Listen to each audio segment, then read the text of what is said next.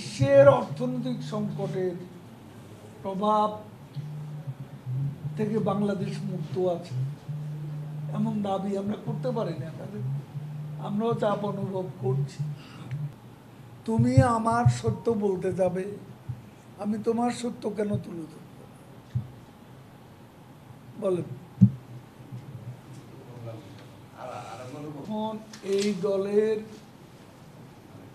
সরকারি পদ, দলীয় পদ পাওয়া বিষয়টা যদি কোনো পরিবারে কেন্দ্রীভূত হয়ে যায়, তখন দলের অন্যান্য নেতা কর্মীরা ভাবে তাদের আর এখানে কোনো ভবিষ্যৎ নেই, এবং সে কারণে তাদের মধ্যে একটা হতাশা কাজ করে। আমরা নীতিগত প্রশ্নে একথা বলেছি, আইনগত ব্যাপারটা ভিন্ন ব্যাপার। এটা আইনগত কোনো ব্যাপার না, আমরা নীতিগত প্রশ্ন। ভারতের নির্বাচনটা আপনি কিভাবে দুটার মধ্যে মিল খুঁজে পেলেন সেটা বলেন।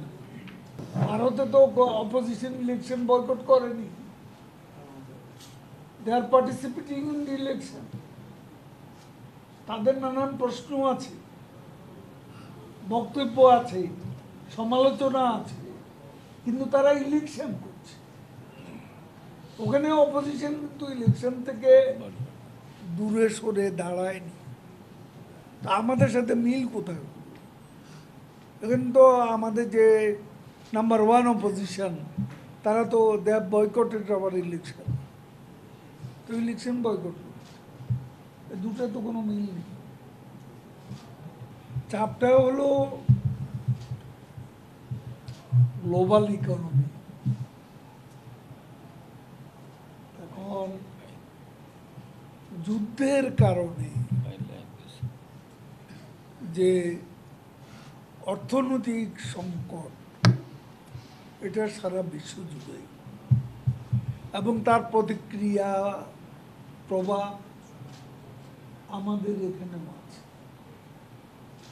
কাজে আমাদের আমদানি, রপ্তানি, জ্বালানি,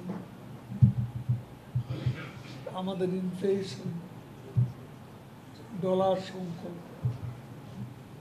এইসব বিষয়গুলো অর্থনীতির অবিচ্ছেদ্য অংশ, এবং এগুলো এফেক্টেড হলেই তো চাপ, সেই চাপ আমরা উপেক্ষা করবো কেমন? বিশ্বের অর্থনৈতিক সংকটের প্রভাব থেকে বাংলাদেশ মুক্ত আছে এমন দাবি আমরা করতে পারি না। তাহলে আমরাও চাপ অনুভব করছি।